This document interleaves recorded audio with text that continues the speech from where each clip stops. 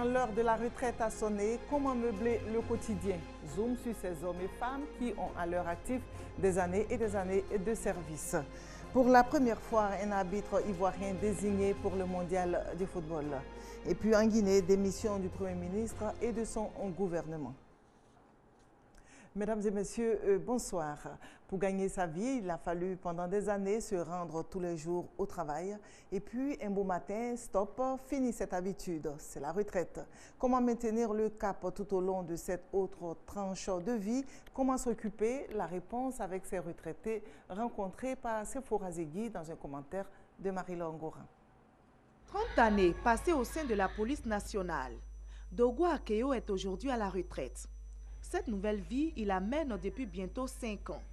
Mais l'ancien policier ne s'ennuie pas. Devenu chef de village à Nokouakouté, il exerce sa nouvelle fonction avec beaucoup de passion. Tous les matins, je passe au bureau, viser la main courante dans laquelle toutes les affaires du village sont enregistrées. Je m'attendais à partir à la retraite et donc je l'ai préparé en conséquence. Comme Dogo Akeo, certains retraités ont su faciliter leur reconversion. La retraite, ça se passe bien. Je rends grâce à Dieu que je suis en bonne santé. Et comme j'ai aussi une petite pension, bon, c'est avec cette petite pension que je vis. La vie de retraité, pas facile pour d'autres. Manque de préparation, de planification. Comment faire pour subvenir à ses besoins les plus élémentaires? Les retraités éprouvent d'énormes difficultés. Je ne suis pas heureux parce que d'abord, moi-même, je suis rentré à la fonction publique un peu âgé. Et puis on dit que si tu n'as pas 30 ans, tu as 55 ans d'âge, tu n'as pas 30 ans, tu ne peux pas percevoir ta pension normale. Donc, ce qui fait que moi, ce que je perçois vraiment, c'est la moitié. La retraite, une période de repos après de loyaux services rendus à la nation, apparaît pour plusieurs par manque de préparation comme une punition. Et pour occuper ce temps libre, l'on s'adonne à des jeux, notamment la pétanque, le ludo, le jeu de dames. La retraite, ce n'est pas une fatalité, juste savoir bien la vivre. En attendant l'âge de la retraite, des tout-petits s'intéressent à l'anglais et à l'informatique. Dans les écoles privées, cet apprentissage est devenu une chose courante, une innovation qui fait son chemin, racontée ici par Laetitia Manglé. L'alphabet anglais dispensé dans cet établissement primaire en chanson. La parade est toute trouvée ici pour intéresser les tout-petits à la 3e langue la plus parlée au monde. L'anglais n'est pas le seul module à faire son entrée dans le programme de certains établissements primaires et préscolaires. Les tout-petits, dont l'âge varie généralement entre 2 et 10 ans, sont aussi initiés à l'outil informatique. Un apprentissage précoce qui vaut son pesant d'or selon les premiers responsables de ces établissements. Déjà au primaire, les enfants peuvent s'initier à l'anglais. Parce que de là, ils iront en 6e. En 6e, s'ils ont déjà quelques bribes d'anglais, ça leur posera moins de problèmes. À partir du CE, les CM vont déjà apprendre l'outil informatique. Parce que déjà, dans notre ère là, l'informatique est incontournable. L'anglais et l'informatique dès le bas âge, une idée tout aussi approuvée par élèves et parents d'élèves. Good morning, sir. My name is Grace Esther. L'anglais est important pour moi parce que l'anglais permet de s'exprimer. J'aime l'informatique parce que ça me permet d'apprendre l'ordinateur. C'est vraiment très intéressant d'enseigner déjà au primaire l'anglais et l'informatique. Parce que de nos jours, on peut dire que c'est le monde est gouverné par les NTIC.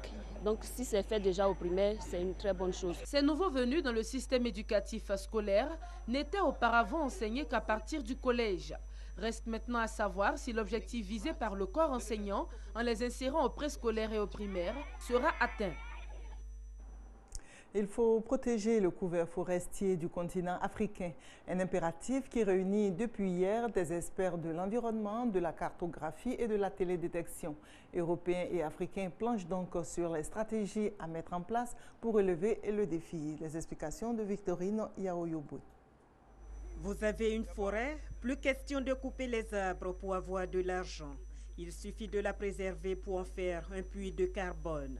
C'est le processus REDD+, dans lequel s'est engagé depuis 2011 la Côte d'Ivoire et d'autres pays africains. Les forêts que nous protégeons stockent du carbone. Et ce carbone-là permet donc de lutter contre le changement climatique. Et ce carbone peut être revendu au niveau international. Donc bientôt, ces populations bénéficieront de ces crédits carbone-là pour investir dans des projets qui vont leur permettre de se détourner de la forêt. Pour que les populations tirent profit de cet investissement, les États doivent prendre certaines dispositions, à savoir déterminer le patrimoine forestier au niveau national et local, déterminer également le niveau des émissions de gaz à effet de serre et mettre en place un système de surveillance spatiale des terres. Cette démarche ne peut se faire sans la contribution des sciences géospatiales, car les technologies géospatiales comme la télédétection, la cartographie, jouent un rôle important dans la compréhension des trajectoires de développement, notamment le mode d'occupation des sols, les aménagements du territoire et l'exploitation des ressources naturelles. Voilà qui explique le colloque international sur l'utilisation des technologies géospatiales pour la gestion durable des forêts et puits de carbone à Abidjan. Les experts venus d'Europe, de l'Afrique centrale et de l'Ouest ont 3 jours pour identifier et appréhender les technologies géospatiales adaptées à la surveillance, donc à la préservation du patrimoine forestier africain. Si cet objectif est atteint, ce sera une avancée pour le développement durable en Afrique. Le monde universitaire ivoirien a perdu un de ses héros. Il s'agit du professeur Aké Assi, l'homme qui comprenait le langage des plantes. Véritable autodidacte, professeur Aké Assi était devenu un chercheur hors pair. Il est décédé hier à l'âge de 83 ans. Professeur Aké Assi était aussi un botaniste international. En Guinée, plus de gouvernement. Le Premier ministre Mohamed Saïd Fofana a rendu sa démission et celle de son gouvernement. Processus normal, puisqu'après les législatives, il faut tenir compte de la nouvelle donne politique. Reste maintenant la formation de la nouvelle équipe. Au Sénégal, on planche sur l'emploi des jeunes en Afrique, car le constat est là. La jeunesse sans emploi, les chiffres ne cessent de grimper. Des jeunes au centre du 4e sommet des jeunes leaders qui se tient à Dakar au Sénégal. Présidée par la chef du gouvernement sénégalais, Aminata Touré, la rencontre a mis l'accent sur le nombre trop important de jeunes sans emploi en Afrique. Sur 10 chômeurs, 6 sont des jeunes âgés de 18 à 35 ans. Si nous prenons l'Afrique, nous avons 36 millions de jeunes Africains âgés de 18 à 35 ans qui sont sans emploi. Ce qui fait à peu près un taux de chômage de 10,3%. Le Soudan du Sud, toujours en proie aux violences. En attendant un cessez-le-feu, ce sont les déplacés qui subissent les affres de la guerre. Sur le plan humanitaire, c'est la catastrophe. Le secrétaire général de l'ONU accuse même l'armée gouvernementale et rebelle de voler l'aide humanitaire. Selon des témoignages, une véritable bataille de chars se déroule depuis 2 jours pour le contrôle de la ville de Malakal, qui est tenue par les forces gouvernementales. La capitale de l'État pétrolier du Haut-Nil a changé de main 2 fois depuis le début du conflit, le 15 décembre dernier. Les combats ont touché les installations des Nations Unies et des déplacés. La mission de l'ONU sur place dit avoir traité des dizaines de blessés dans son hôpital. Elle appelle toutes les parties à respecter l'intégrité des installations de l'ONU. À la suite des violences de mardi, le nombre de déplacés qui cherchent refuge à la base de l'ONU dans Malakal a presque doublé pour atteindre 20 000 personnes. La population tente de fuir la zone par tous les moyens.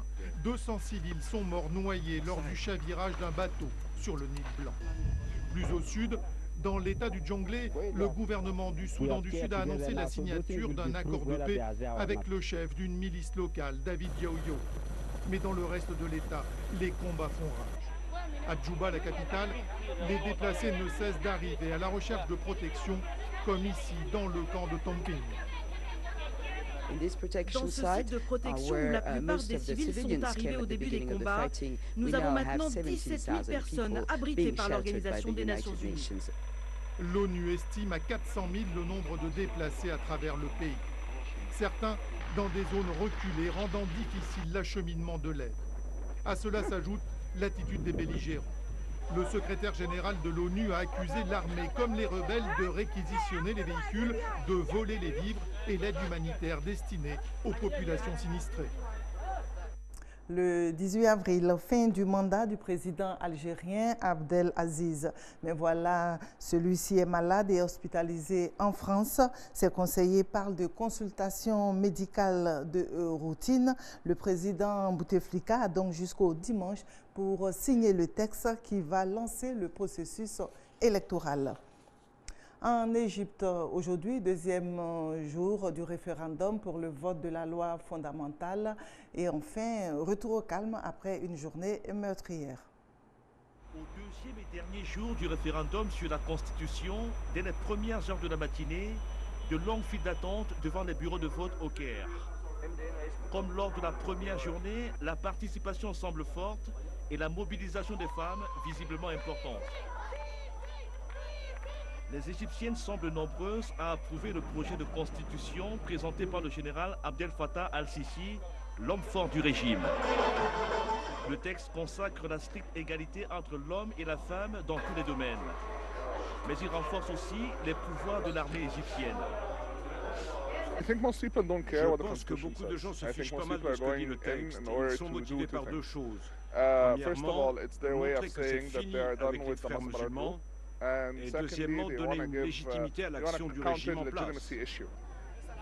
Pas de doute sur l'issue du vote. Le oui devrait l'emporter.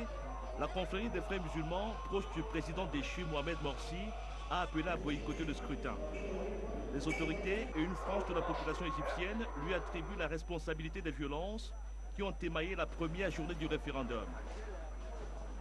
Naturellement, ces violences ont un impact sur la société. Elles n'affectent pas ma seule personne, mais aussi toutes les couches de la société. Vous voyez les explosions, ces nouvelles actions nous frappent. Ces nouvelles actions des frères musulmans nous incitent à les haïr encore plus. Mardi en Égypte, les violences ont fait au total 9 morts, dont 4 à la suite des accrochages entre la police et des membres de la confrérie des frères musulmans. En Irak, les violences se poursuivent, l'armée ayant du mal à déloger les djihadistes. Le président Maliki lance alors un appel à la communauté internationale. Au moins 55 personnes ont péri dans une vague d'attentats mercredi en Irak. 7 voitures piégées ont explosé dans et autour de Bagdad. Un attentat suicide a visé des funérailles au nord-est de la capitale. Un kamikaze a fait détonner sa ceinture d'explosifs. Les funérailles se tenaient au lendemain de la mort de cause naturelle d'un membre des Shawa, les milices tribales sunnites luttant contre Al-Qaïda. À Mossoul, ce sont 6 soldats qui ont été tués dans les attaques. Le pays est secoué depuis un an par une recrudescence des violences meurtrières. Pour le mondial 2014 au Brésil, la Côte d'Ivoire se fera remarquer, pas forcément à cause de son équipe, mais plutôt par la présence d'un arbitre venu de la Côte d'Ivoire. Son nom, Désiré Doué, désigné par la commission des arbitres de la FIFA. Anja Soukro nous présente l'homme. Désiré Doué Noumadié arbitrera à la Coupe du monde de football 2014 au Brésil. L'arbitre de champ rentre dans l'histoire comme le premier Ivoirien à officier à une Coupe du monde de football des seniors.